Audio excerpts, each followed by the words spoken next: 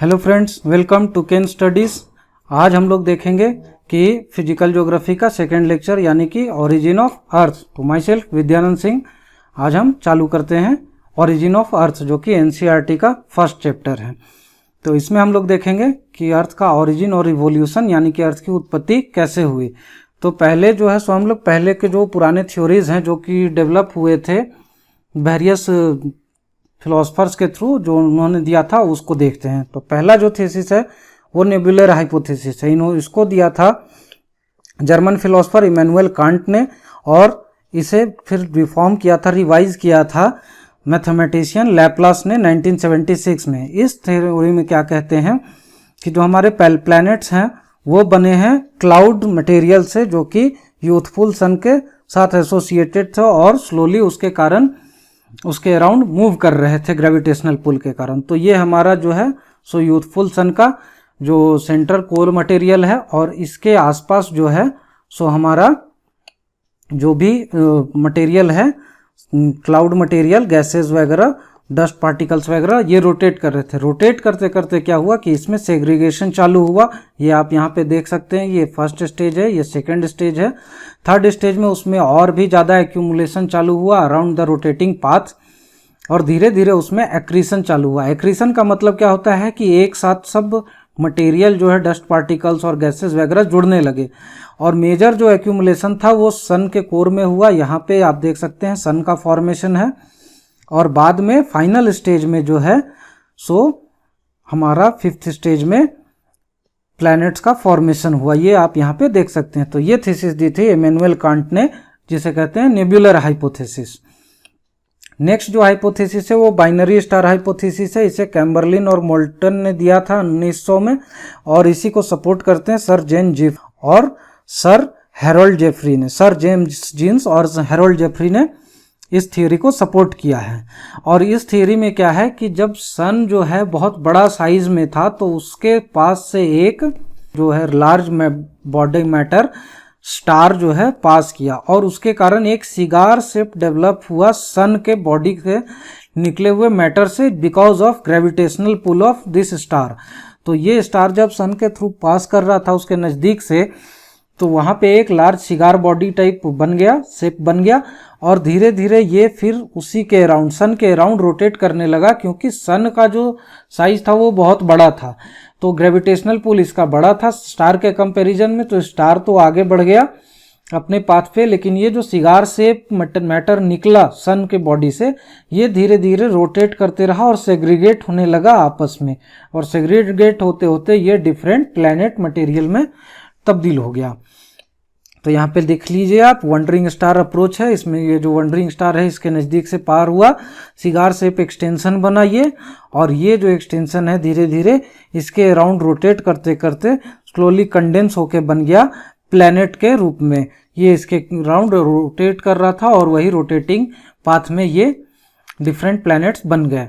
Next जो thesis है वो प्लैनेटेसिमल थीसिस है। ये जो है सो इम्प्रूव्ड वर्जन है नेबुलर हाइपोथेसिस का। नेबुलर हाइपोथेसिस को ही इम्प्रूव करके ऑटो स्क्रिमिडिथ, जो कि एक रशियन स्कॉलर हैं, और कार्ल वेजिस्कर, जो कि एक जर्मन स्कॉलर हैं, इन दोनों ने मिलकर ये हाइपोथेसिस दी। इसमें क्या कहते हैं कि जो सन है वो सराउंडेड था, ये सन है ये सराउंडेड था नेबुलर मैटर के से। जो नेबुला जो फॉर्मेशन था, नेबुलर मैटर जो था, उसमें हाइड्रोजन, हीलियम और डस्ट पार्टिकल थे। ये उसके चारों तरफ, सन के चारों तरफ बहुत तेजी से रोटेट कर रहे थे, स्पिन कर रहे थे, और इसके कारण जो है सो उसमें आपस में फ्रिक्शन हुआ, और उसके कारण एक्रीशन चालू हुआ।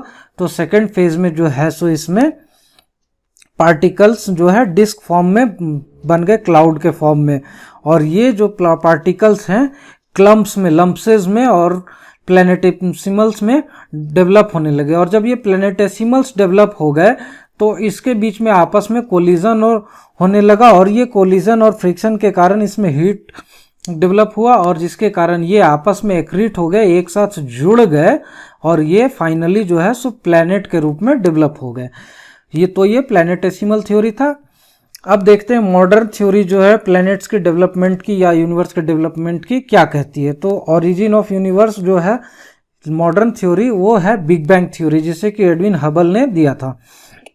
और इसमें बहुत सारे और भी स्कॉलर्स का कंट्रीब्यूशन है। तो ये 1920 में हबल ने दिया था। इसमें इन्होंने क्या कहा कि जो यूनिवर्स है वो कंटिन्यूअसली एक्सपैंड कर रहा है। एक्सपैंड कर रहा है मतलब क्या है कि जो एक गैलेक्सी और दूसरे गैलेक्सी के बीच का डिफरेंस है, डिस्टेंस है, वो बढ़ता जा रहा है। और ये जो थ्योरी है इसको प्रूव करने के लिए एक एग्जाम्पल भी दिया गया है एनसीईआरटी में, जिसमें कि हम लोग एक्सपेंडिंग बलून का एग्जाम्पल देखते हैं, जिसमें डॉट्स बनाते हैं और जब उसमें हवा भरते हैं तो देखते हैं कि डॉट्स जो है उनके बीच का डिस्टेंस एक एक करके बढ़ता जाता है। तो ये जो है गैलेक्सीज के बीच का डिस्टेंस जो है सो इंक्रीज हो रहा है। और इस जो थियरी है, इस एक्सपेंशन थ्योरी है, इसको सपोर्ट करता है कि गैलेक्सीज का एक्सपेंशन जो है अभी भी एट प्रेजेंट भी बढ़ रहा है। तो हम लोगों ने रिसेंट रिसर्च में ये पाया है कि प्रेजेंट में भी गैलेक्सीज का जो डिस्टेंस है एक दूसरे के बीच का वो बढ़ता जा रहा है। तो देखते हैं कि हमारा बिग बैंग थ्योरी क्या कहता है। तो इनिशियल स्टेज जो बिग बैंग थ्योरी का है उसमें जो है सो एक सिंगुलर मैटर था, टिनी बॉल के फॉर्म में सिंगुलर एटम यूनिवर्स में एग्जिस्ट करता था, जिसमें कि स्मॉल वॉल्यूम था लेकिन इनफाइनाइट टेम्परेचर था और इनफाइनाइट डेंसिटी था, यानी कि उसमें टेम्परेचर बहुत हाई था और डेंसिटी भी उसकी बहुत ज़्यादा थी। और वो जो है सो एक टाइम पे वॉलेंटली जो है सो एक्सप्लोड कर गया। तो जब वॉलेंटली एक्सप्लोड हुआ ये टिनी बॉल, वो टाइम पीरियड था 13.7 बिलियन ईयर्स बिफोर प्रेजेंट, यानी कि यूनिवर्स की जो एज है वो 13.7 बिलियन ईयर्स है। उस समय जब ये एक्सप्लोजन हुआ तो कंटिन्यूअस एक्सपेंशन चालू हुआ जो कि अभी तक चल रहा है। लेकिन ये जो एक्सपेंशन था कुछ फ्रैक्शन ऑफ सेकेंड्स में तक, जब ये बना उसके बाद कुछ फ्रैक्शन ऑफ सेकेंड तक आफ्टर बिग बैंग जो है सो ये बहुत तेजी से हुआ। उसके बाद ये जो है सो स्लो डाउन हो गया और जब ये बढ़ने लगा तो जो एनर्जी थी वो कन्वर्ट हो गई मैटर में। जब एनर्जी रिलीज हुई in the form of temperature तो वो चेंज हो गई मैटर में। तो ये बिग बैंग थ्योरी का जो है सो इनिशियल स्टेज कहता है। जब after the big bang theory 3 lakh years after temperature जो है सो डाउन होकर कम होकर 4.5 थाउजेंड केल्विन रह गया और तब जो है सो मैटर्स का, एटॉमिक मैटर्स का फॉर्मेशन चालू हुआ और यूनिवर्स का जो है सो ट्रांसपेरेंसी बढ़ गया, यानी कि जो डस्ट पार्टिकल्स थे, जो मैटर्स थे और जो गैसेस थे वो एक एक जगह पे एक्यूमुलेट होने लगे और उनके बीच का जो स्पेस था वो क्लियर हो गया। तो स्टार फॉर्मेशन अब देखते हैं कि कैसे हुआ आफ्टर बिग बैंग थ्योरी। तो डेंसिटी डिफरेंस के कारण, यानी कि जब डेंसिटी एक जगह पे एक्यूमुलेट होने लगा, अब नेबुलर पार्टिकल्स, डैश, हीलियम और अदर गैसेस, हाइड्रोजन वगैरह, तो डेंसिटी डिफरेंस क्रिएट हो गया। यानी कि जब बीच में कोई छोटे छोटे पार्टिकल्स और मैटर जो है सो एक्यूमुलेट हो जाए एक जगह पे तो इसकी ग्रेविटेशनल पुल बढ़ जाएगी और इसकी डेंसिटी बढ़ेगी। एक्यूमुलेशन के कारण ग्रेविटेशनल पुल बढ़ेगी तो ये आसपास के मैटर को अट्रैक्ट करने लगेंगे, तो ये जो मैटर को है अपने तरफ ड्रॉ करने लगे डेंसिटी डिफरेंस के कारण, जो ग्रेविटेशनल फोर्स डेवलप हुआ।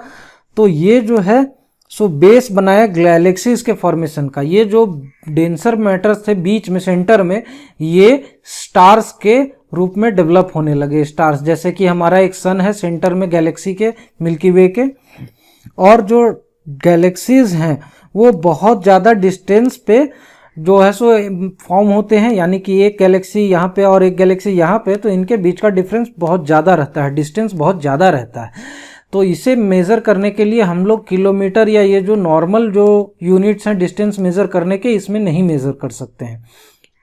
तो इसके लिए जो है सो हम लोग यूज़ करते हैं लाइट ईयर्स के यूनिट का। लाइट ईयर्स का यूनिट क्या होता है कि जो लाइट है वो एक साल में कितना डिस्टेंस ट्रेवल करता है, उस डिस्टेंस को हम लोग एक यूनिट मानते हैं इनके बीच के डिस्टेंस को मेज़र करने के लिए।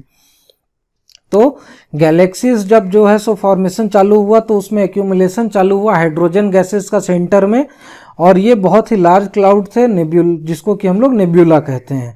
और ये जो नेब्यूला जब लोकलाइज्ड लम्प्स इसमें फॉर्मेशन होने लगा, यानी कि एक गैलेक्सी है उसके बीच में नेब्यूलाज का फॉर्मेशन होने लगा, यानी कि एक्रीशन होने लगा, जमावड़ा चालू होने लगा, तो ये स्टार्स के फॉर्म में बन गया। और उसके बाद जो है ये स्टार्स जो है so around 5.6 billion years ago formation हुआ, यानी कि जो स्टार्स का एज है वो हम लोग 5 से 6 बिलियन ईयर्स का मानते हैं।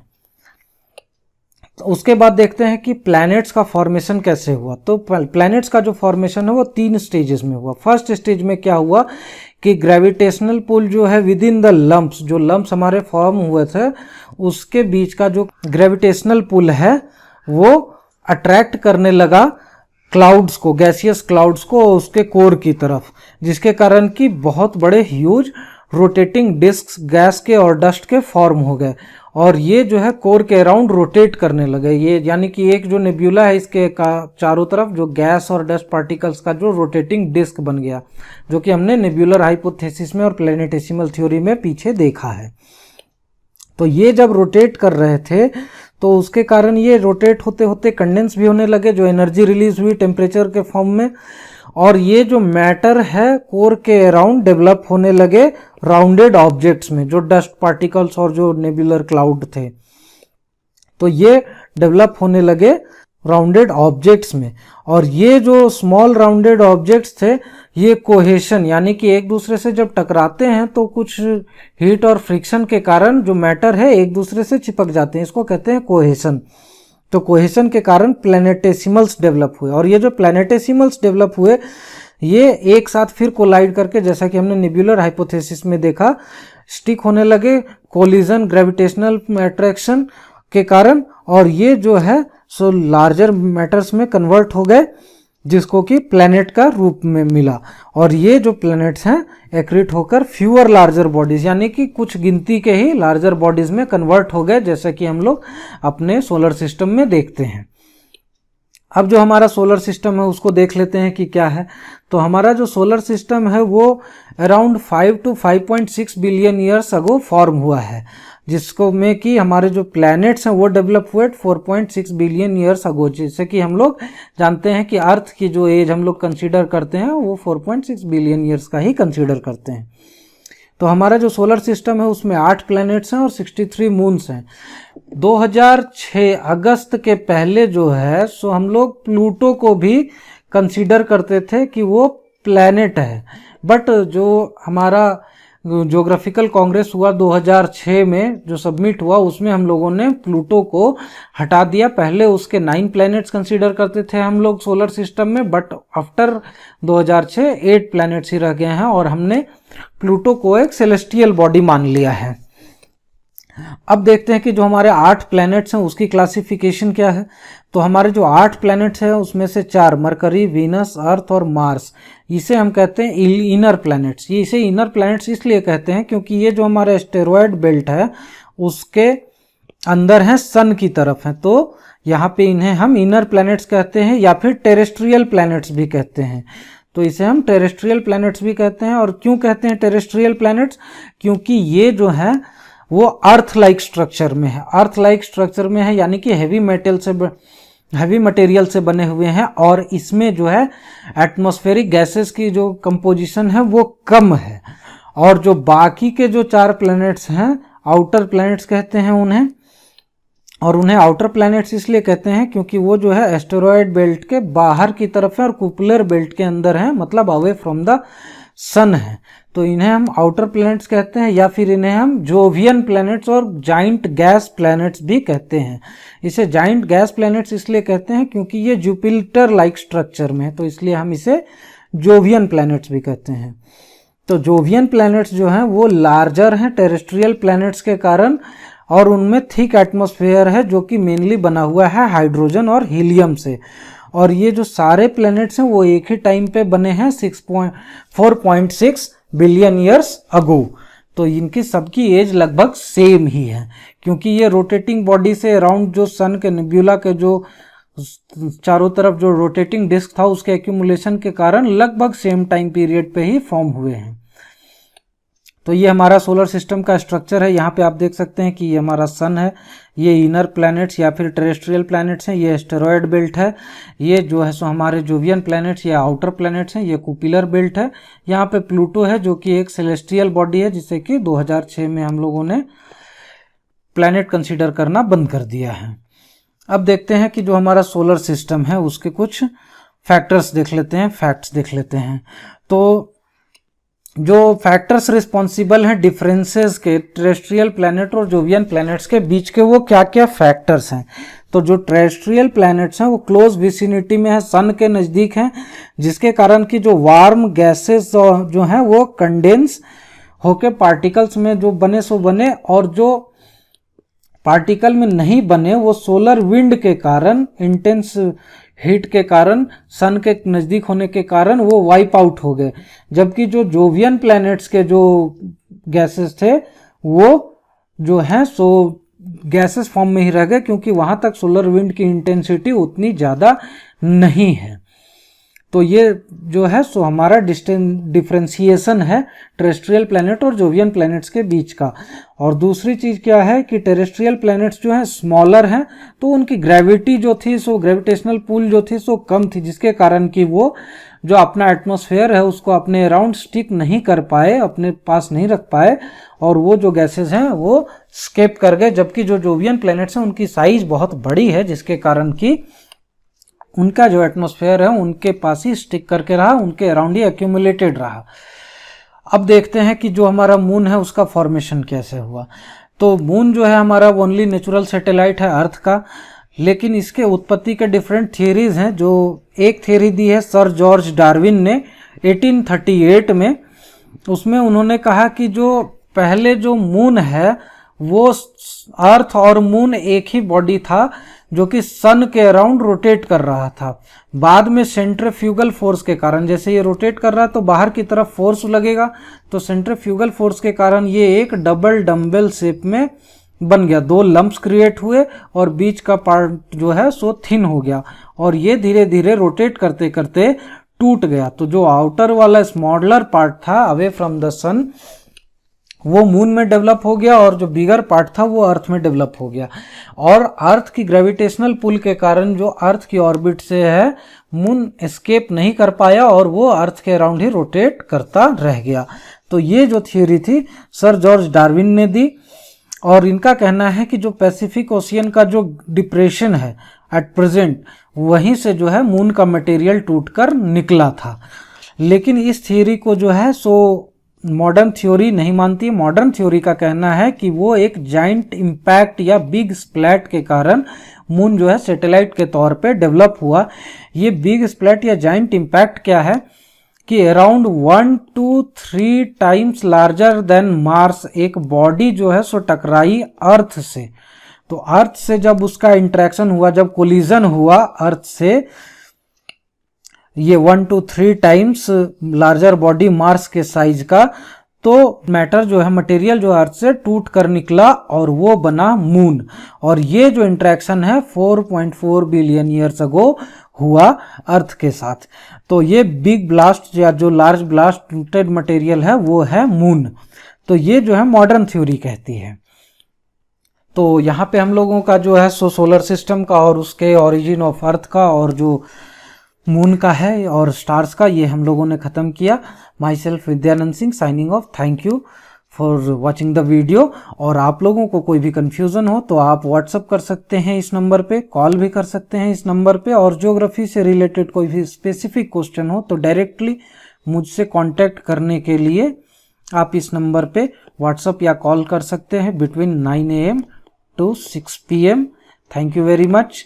Have a good day and also visit our website kenstudies.com. Thank you.